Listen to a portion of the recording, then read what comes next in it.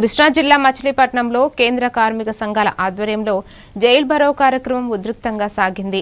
Lakshmi talkies centre నుంచి collector వరకు కార్మికులు భారీ ర్యాలీ నిర్వహించి కలెక్టరేట్ ముట్టడికి యత్నించగా పోలీసులు బారికేడ్లు ఏర్పాటు చేసి అడ్డుకున్నారు.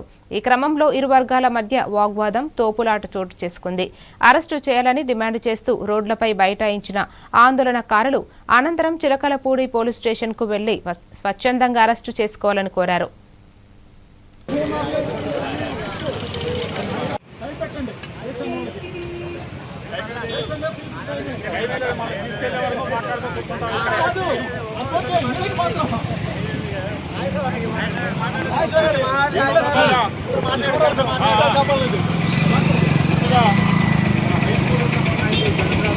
కార్మికుల నుంచాలని రైతుల్లో భాగంగా కేంద్ర ప్రభుత్వం వ్యవహరిస్తూ ఉంది.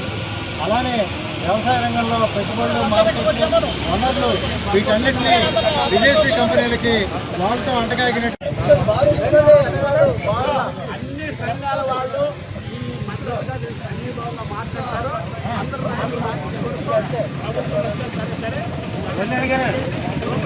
జైలు భరో కార్యక్రమం నిర్వహిస్తూ ఉన్నారు. కేంద్ర కార్మిక సంఘాలు అందరూ కలిసి ఈరోజు 1942లో క్విట్ ఇండియా ఉద్యమానికి ఏదైతే పిలిపించారో